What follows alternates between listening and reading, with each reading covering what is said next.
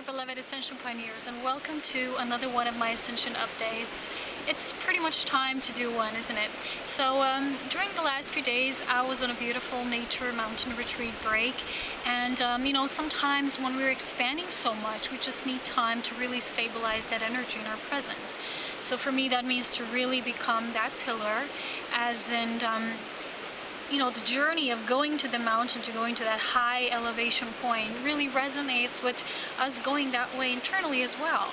So I use this time to really be more introverted, because whenever we expand on a certain level, we just need more time to just be deeply in our presence. So this really serves us in a way to find greater balance. So with all this Libra energy now, with all this great balance energy that is now available for us to utilize and to co-create with, there's so much happening. As you know, our sun is in Libra.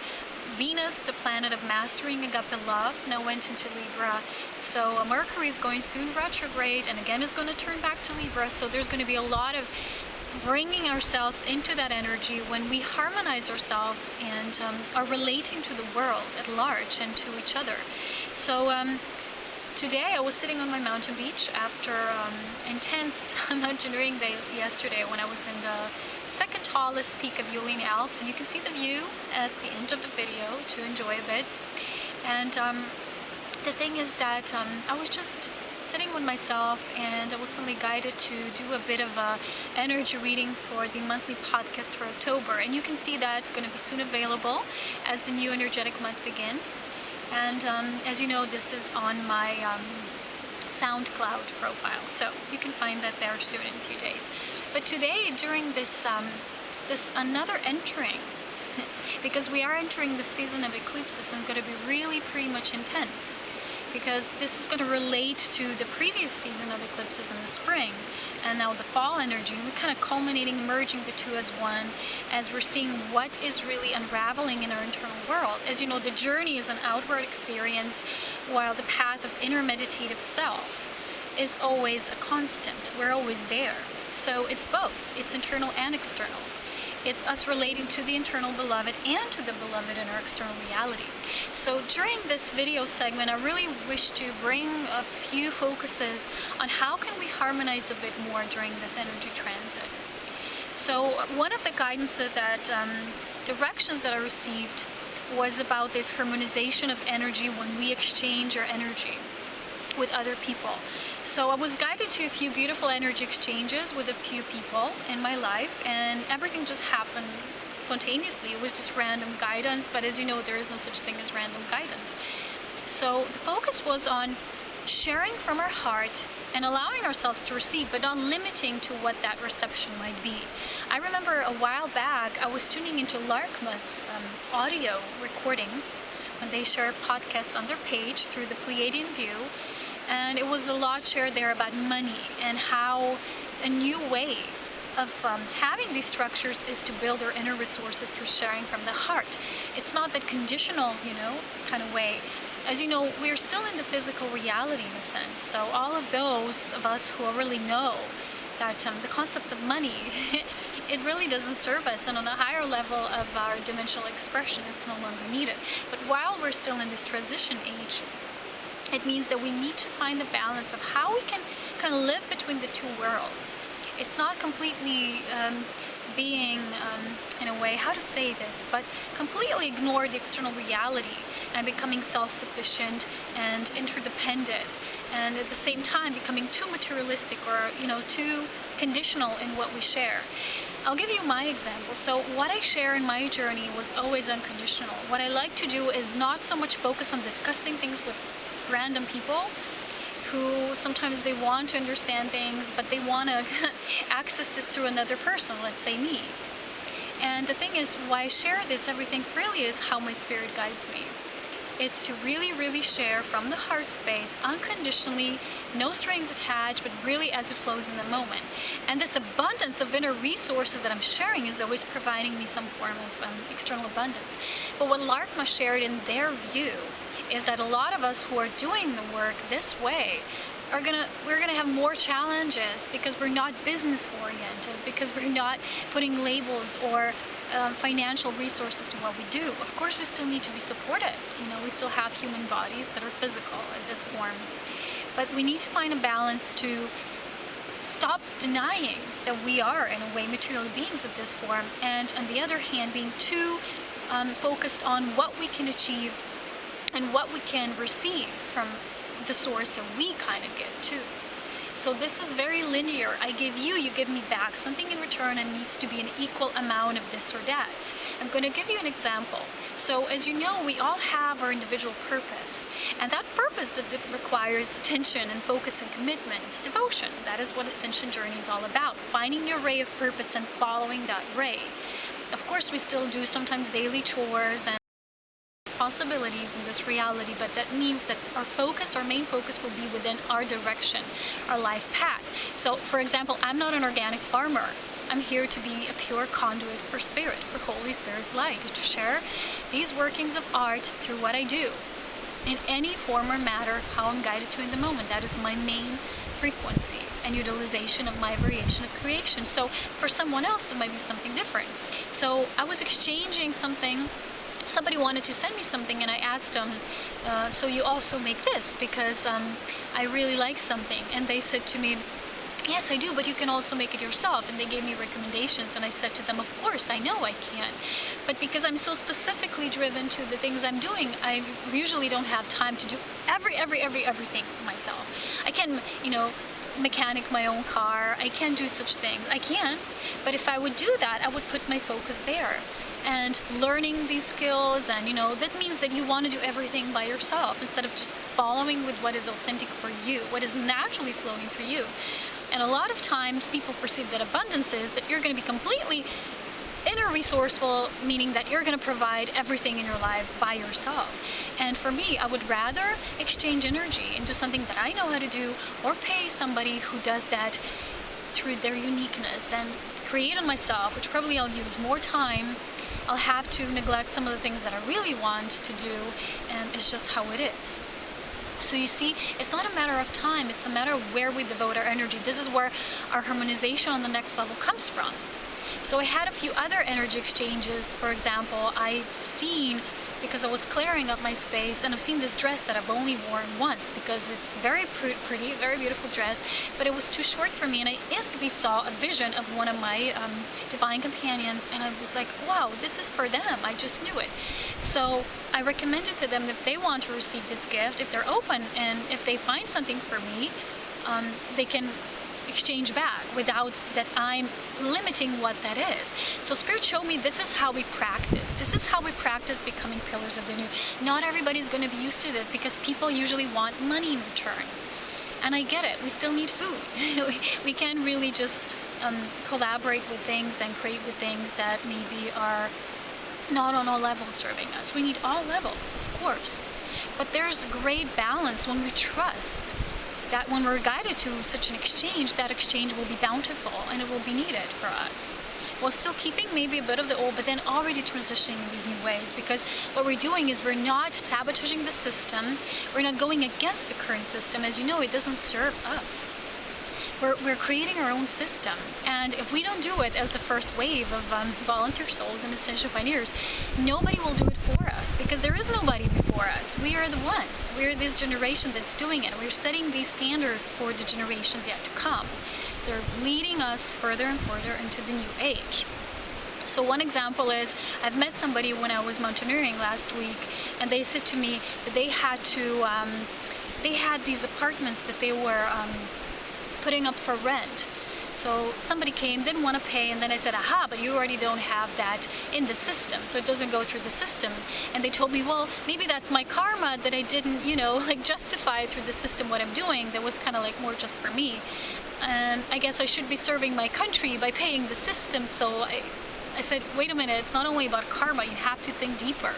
Because the thing is that the country, as we know, as we think we know, no longer exists. That's the thing. The country is us, the people, for example, the country. It's again another label.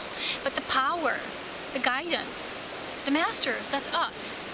So if you're paying the system and saying, well, I don't want to have karma, so I'm going to, verify this through the system, and you pay a lot of taxes. As you know, we already pay so much taxes. So we continue to feed the system.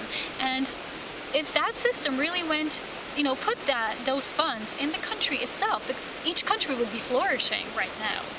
Because there's a lot of people, especially in our country, that are very work-driven, almost workaholics sometimes. So they think they're actually serving the greater whole, but they're not.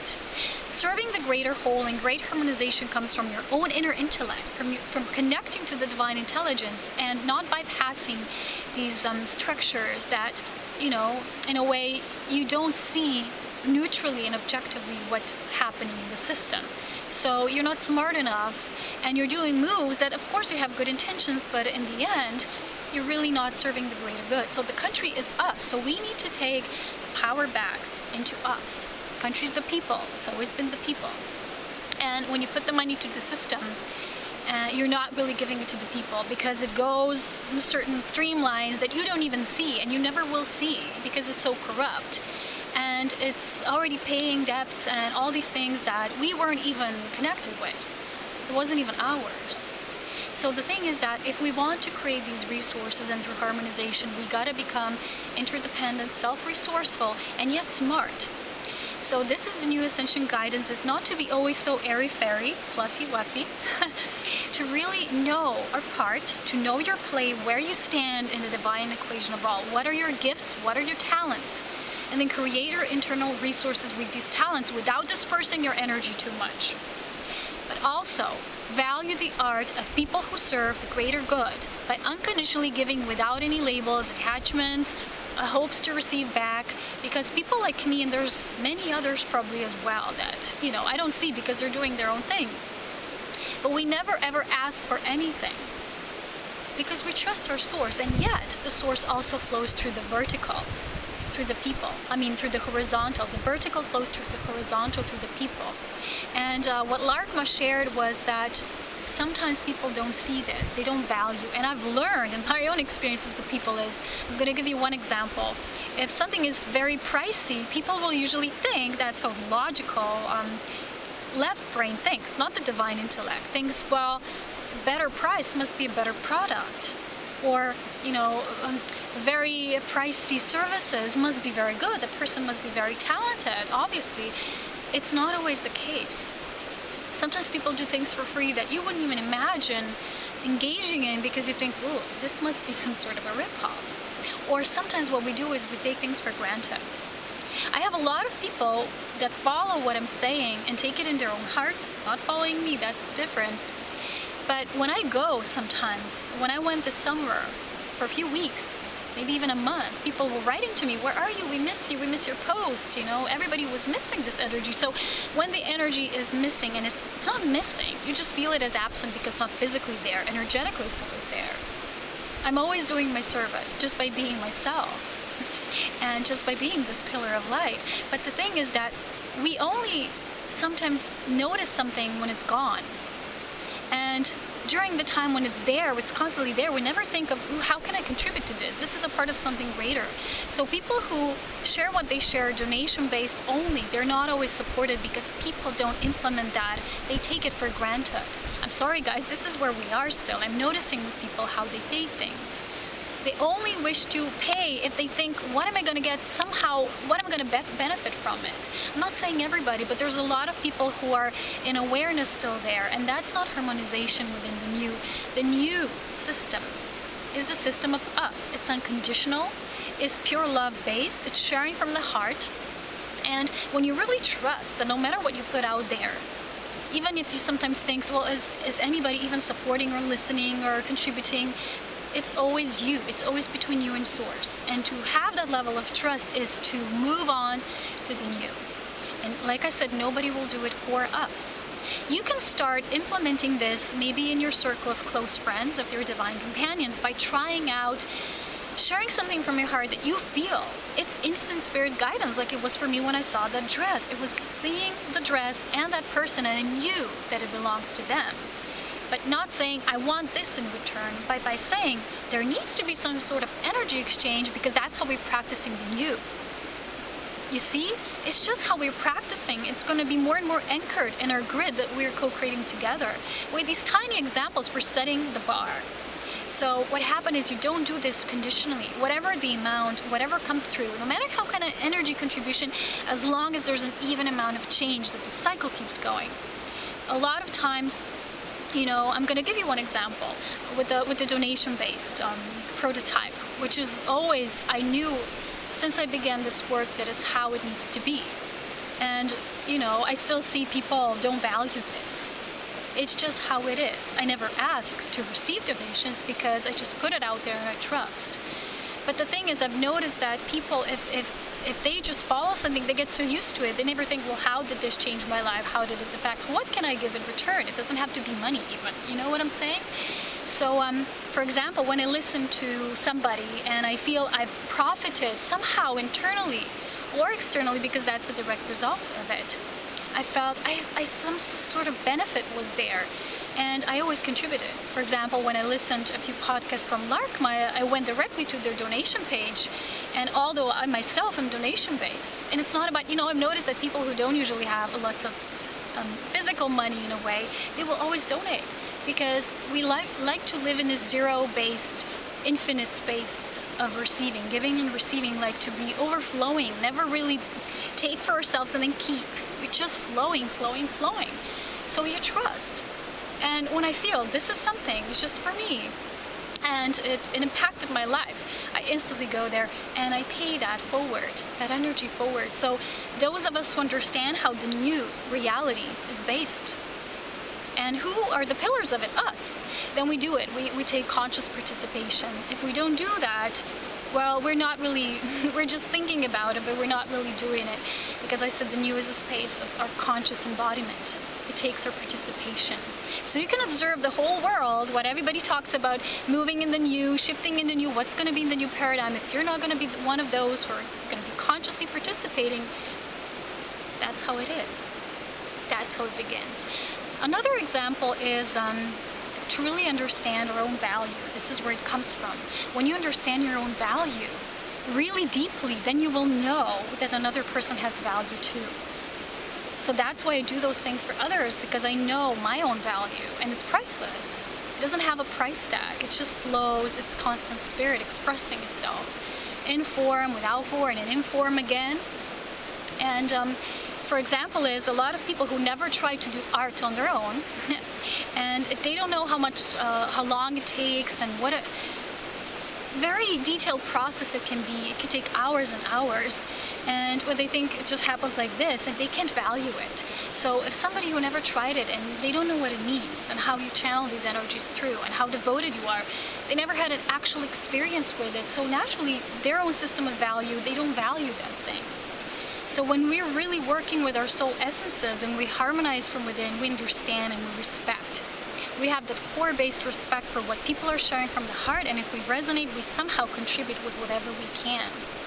We don't just take, okay, I'm filling myself up with this, because eventually you will realize that this is where your source of abundance comes from. There's a lot of people who are trying all sorts of spiritual techniques, and they don't work.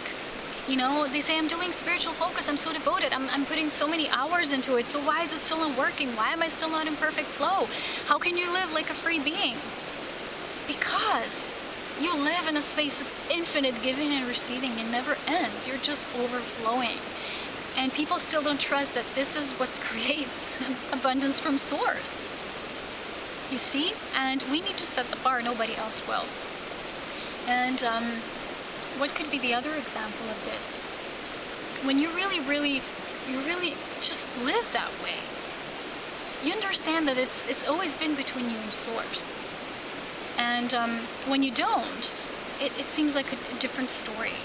So a lot of the times people are complaining, why, you know, I'm so spiritual, but still I don't always feel supported financially or materially, or people in my life, is because there's something that they're still not unconditional within them.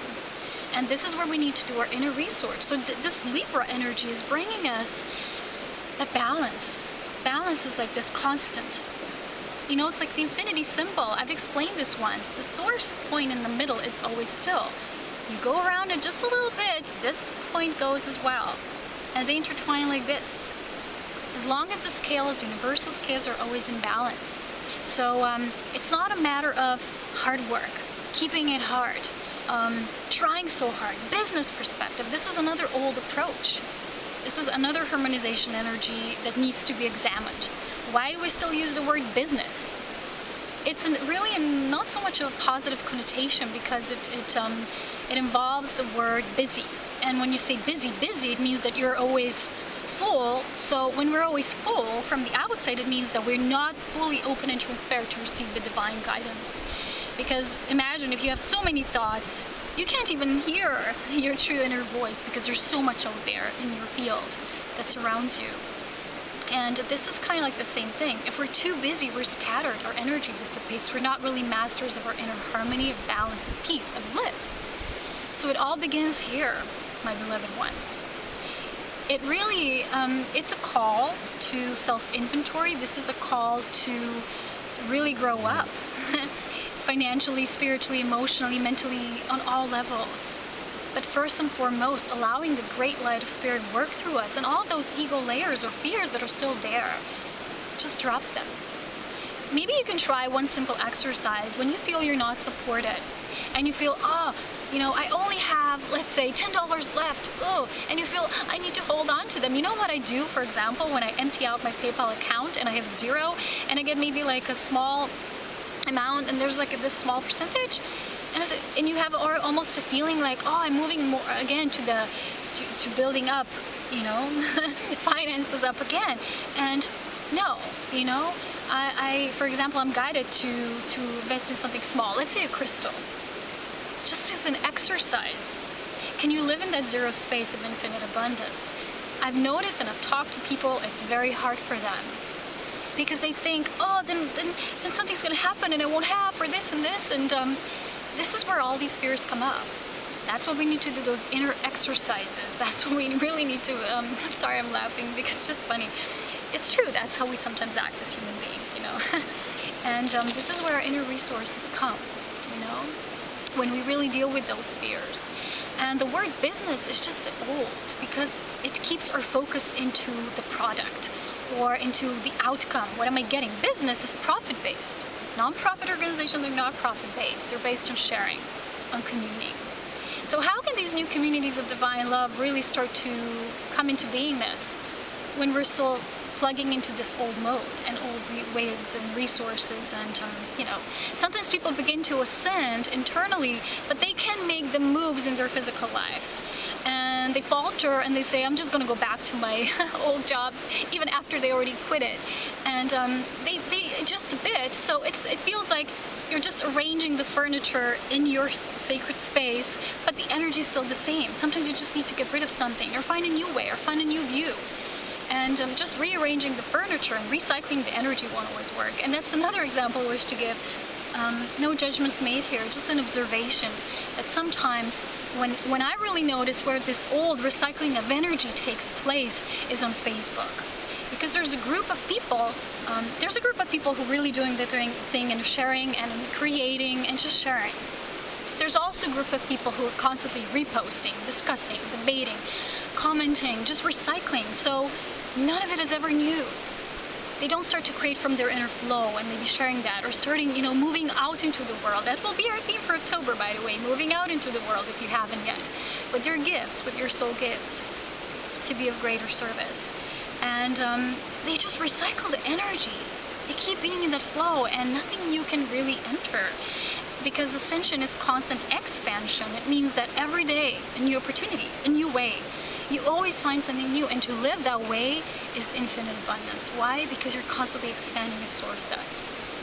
Okay, I hope this helped. I hope it gave you some of the pokey-pokes to move further in your Ascension embodiment journey, because that journey is not always all easy in a way. It's just so simple.